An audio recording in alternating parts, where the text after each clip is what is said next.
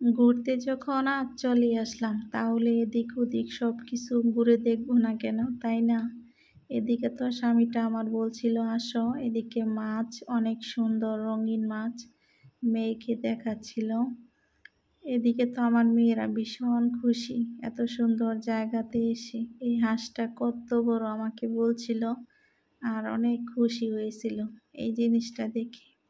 খুশি হবার কথাই, কারণ এত সুন্দর জিনিস যদি বাচ্চারা দেখে তাহলে কিভাবে খুশি না হয়ে থাকতে পারে বলেন তো। হ্যালো গাইস, আসসালামু আলাইকুম। সবাই কেমন আছেন? আশা করি ভালো আছেন। আর আল্লাহর রহমতে খুব ভালো আছি স্বামী সন্তানদেরকে নিয়ে। ইচ্ছে থাকলেও উপায় নেই, তার জন্য আমার স্বামী এখানে নিয়ে এসেছে দুই মেয়েকে সাথে করে, যাতে বাচ্চারা খুব আনন্দ পায়। লেখাপড়ার পাশাপাশি বাচ্চাদেরকে একটু ঘুরতে নিয়ে যেতে হয়।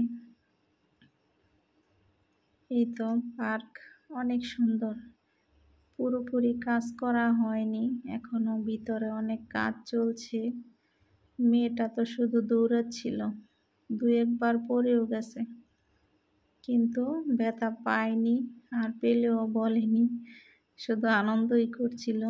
এখানে হাত কত সুন্দর করে রেখেছে সাজিয়ে, সব কিছুই খুব সুন্দর। ফাইনালি আমরা পানিতে নৌকাতে চড়ে ঘোরাঘুরি করছিলাম। এটা চালাতে হয়, আমার স্বামী এটা ঘুরাচ্ছিল। পার্কের নাম লিখে রেখেছে এখানে কত সুন্দর করে। অনেকটা জায়গা জুড়ে এই পুকুরটা, বলা যায় দিঘি। এখানে এই পুকুরটা ভর্তি শুধু মাছ, লাল মাছ। অনেক বাতাস ছিল, হাঁসে চড়ে এভাবে ঘোরাঘুরিটা করতে সত্যি অনেক মজার ছিল। আমার মেয়ে এগুলো লেখা পড়ছিল, কি লেখা, অল্প অল্প পড়তে পারে।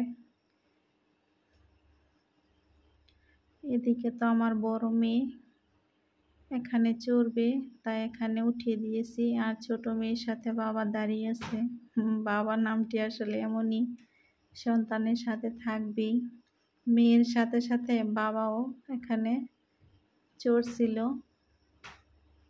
সব কিছু মিলিয়ে খুব সুন্দর এবং খুবই ভালো লাগলো এই জায়গাটা। এখানে না আসলে আসলে বুঝতে পারতাম না বাচ্চারা কেমন খুশি হতো।